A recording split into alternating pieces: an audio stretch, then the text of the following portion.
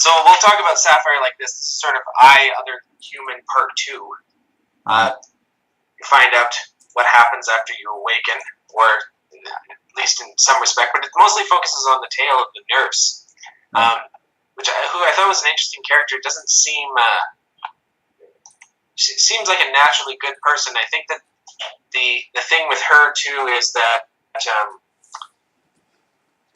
She speaks about this, that you were mentioning, that it's more interesting to be good than it is to be evil. And she seems to have that. She struggles sometimes to be good, but she still seems like a decent person overall. Well, I did, as you mentioned, you did mention that I do take the very last 3 or 4 minutes of I, Other Than Human, which is a play where the characters in that play turn out to be probably aspects of Danny Wagner when he's under anesthesia and he's waking up from a hernia operation. And the nurse that I called Dana Taylor here, I don't remember what the nurse's real name was, but I do remember waking up and looking over me, seeing this really beautiful Irish kind of gal with sort of reddish hair. She was in a green nurse's uniform. I was like, holy cow. And just being like, wow, is this real or not? And she was talking to me. So that's where the idea of the nurse looking and talking. But I thought, well, let's start from something bizarre. Danny apparently, in his stupor, waking up, says something that the nurse somehow takes that he could only have known if he had somehow met on the other side her dead uncle, which is going back to that crazy gal that I told you about who thinks that she's becoming a Marvel superhero every time she posts. This nurse has this unresolved desire to know what death is really about, and Danny might have the clue, and we get little glimpses of her uncle and her from earlier, and that she was abandoned. She had a brother and a sister, I think, or maybe just a brother, and they were separated, and she lived with her uncle, and her uncle raised her and was better than her two abusive or neglectful parents. And this is what drives her to know, how could Danny have said this thing? And Danny doesn't remember saying it, and several times says, it's just something that, it was sort of like a mouth fart. It just came out, and it doesn't mean anything. It can't mean anything, he says. He's the voice of reason, but yet she is insistent upon it, and the whole play is her, over the course of several years, thinking back about Danny. They become Facebook friends and whatnot, and she's not a stalker of him, but she clearly thinks that he has some kind of knowledge that he's not aware of about her life or about the afterlife, if there is such a thing, and so on and so forth. So that's the whole. This is one of the best uses of a MacGuffin I've read, even better than Theodore. Best use of a what? MacGuffin. Oh, yeah. In that it begins Citizen Kane like, although I don't think we actually hear him say it. I think it's just by her inference that she mentions it to him. Let me see. The first time that he says it, it's Danny talking, and the female. I think she just said, "You said Uncle Travis says hi from Taylor." Yeah, I think Danny does say it, but maybe not in the open. He might say it because there are several times that this play goes, like many of these other plays, I go back and I take different takes of it coming up. There are scenes. There's several scenes. This goes back to the Maydeen play. Just as there are 7 or 8 iterations of Danny's conversation with Maydeen, and they each get longer, here I take a slightly different approach, and we get several different versions of how Danny wakes up and what happens, which is the real one. In some, he's just alone with the beautiful nurse Dana. In other ones, there's another nurse. In a couple of them, Jessica, his wife, is there. In another one, the nurse is a little bit more flirtatious, possibly, with Danny. In other ones, Danny is a bit more dismissive. And so we get 6 or 7 takes on him waking up, maybe 5 or 6. And then we also see coming up after that what might have happened as a result of these various different takes on him, and so it's a way to deal with how things happen, but how people perceive things. And this nurse Dana. We are never sure which version actually happened. Something happened. Danny had an operation. He's coming out of the operation. He says something that for some bizarre reason has a great deal of weight with this stranger. And in a sense, probably, I think Danny might even mention that he's going to write a play about this someday. And it's only because probably the nurse was very beautiful in my real life.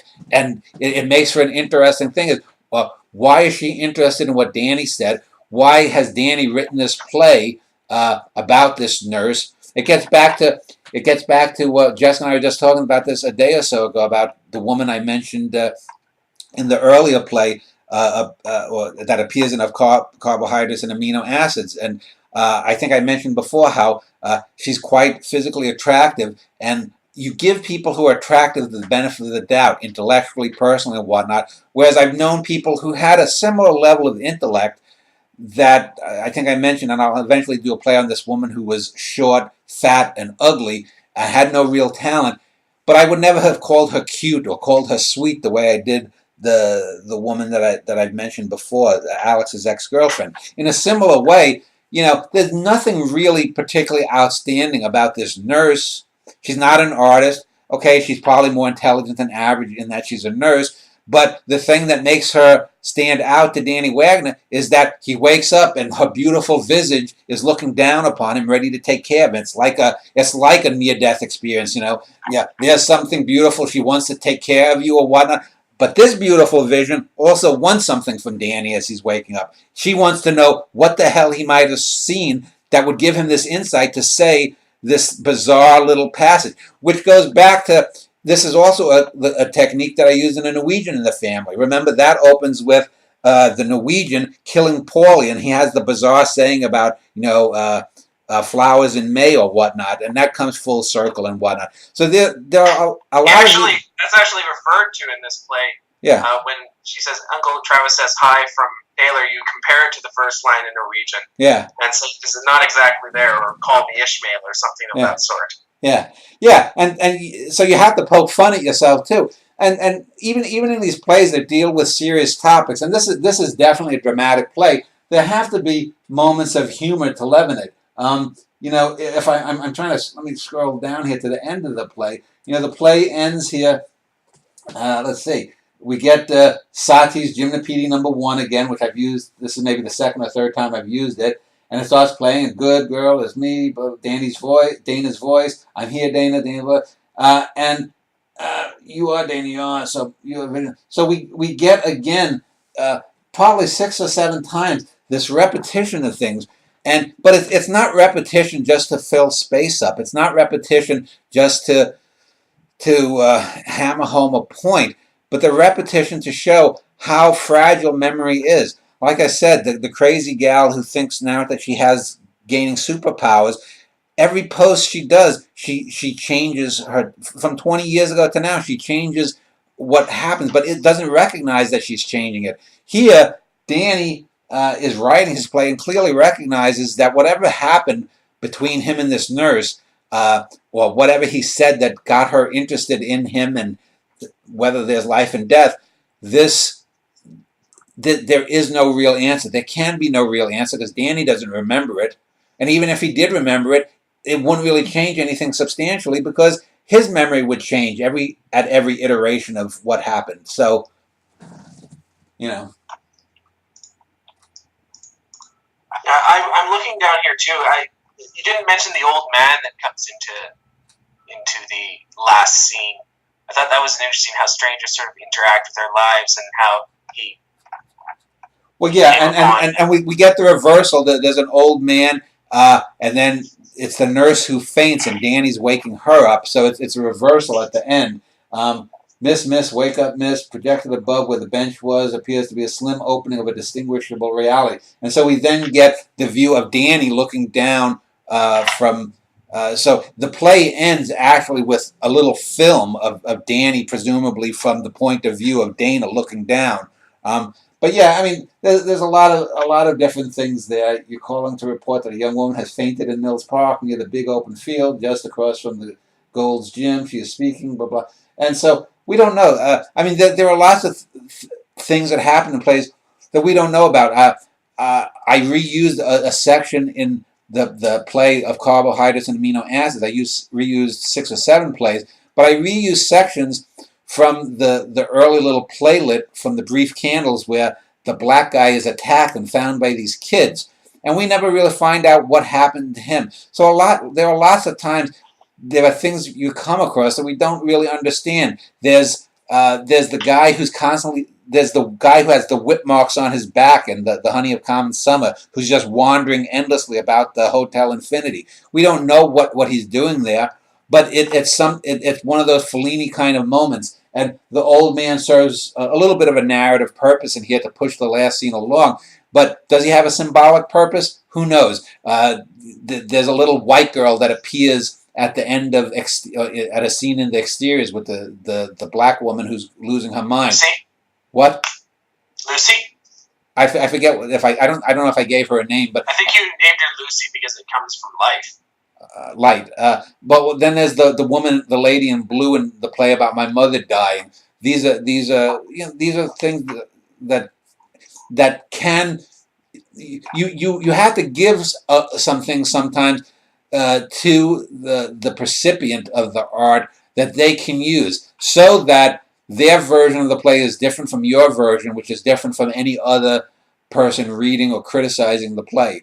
And so I think a play like this is a really great example of a play that I know when I finish a lot of the plays, now that I've done 30 of them, I don't have the same excitement that I did in the first 5, 7, 8, 10 plays, because you always have to move around. But then when I come back and look at some of the things that I do in some of these plays, it's like, God damn, no one has ever, that I know of, and not that I've read every play, but I know the level and what people were doing in the 30s and the 40s and the 50s with plays in the English language, and the few that I've read from other translations from other languages. There's no one that has plays that are constantly taking things apart, putting them back in interesting combinations. It's like I'm a protein vat that's just constantly recombining proteins to form different DNA molecules, so that these plays have the same basic DNA based on the Danny Wagner character's life,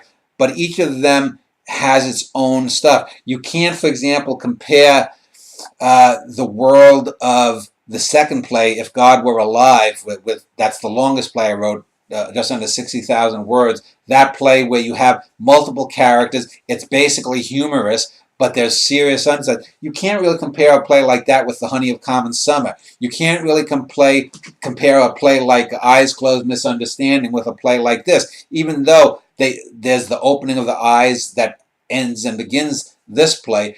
But there are those commonalities that link them all together, and that's what makes the plays interesting. And that's why when Chin was very right when he said, just after reading the first 7 or 8 plays, this is like one giant meta play, and that's a good thing. As far as I know, no one has ever written, and I mean, I know people have written series of plays, but none with a recurring character with the level of quality that all of these plays have, and constantly churning and rechurning.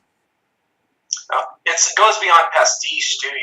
We talked briefly about John Dos Passos, and you said that he was mostly pastiche, and I can notice that when I have the last book. I'm ordering the rest to see what the USA trilogy is like.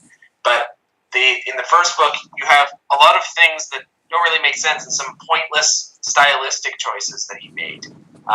That is a lot more inventive than anything I've read from Joyce. But I still don't think is, say, up there with Steinbeck in its narrative use.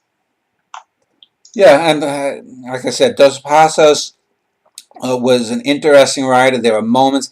The writer I most compare him to is Proust, in that he'll have something really great, a great paragraph, a great moment, a great run of 2 or 3 pages, and then you'll just sort of be wallowing, sort of like doggy paddling through words or images or bizarre things put together.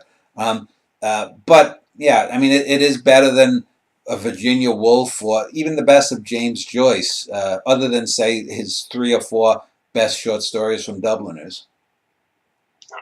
It's sort of like the romantic poets too, where you have one line glimmering in the void. You know, some of the longer romantic poets where you have, you know, a long poem about a woman's tits or something, and you have one great line and the rest is just rhapsodies on her tits. Yeah. You know, that's sort of how I've always thought of it, as a star glimmering in the void or something. The last thing I want to talk about this play is just sort of the nurse's obsession with Danny as it goes on, because one of her friends, I forget if it's her nurse friend or something of that sort, seems to think that she might have some kind of sexual interest in Danny. And when you mentioned the meta play aspect, I wanted to address that, where the more I read these, the more it becomes the fact that the Danny Wagner character may in fact be rewriting his history, as mentioned in a prior conversation, because all of the women seem to be absolutely obsessed with him to such a ridiculous extent that it has to be a hint of meta in action. And I think that we see even more of that in the next play. Well, Dan Schneider is clearly rewriting his history as Danny Wagner. Whether Danny Wagner is still open question, but I think it's pretty obvious. But that's what artists do. I mean, if you're writing a novel about your relationship with, you know, your ex, and you know you want to put, you know, most people are going to want to put themselves in the best light. You know, she walked out on me, or he did this to me, or whatever it might be. So I mean, that's just par for the course.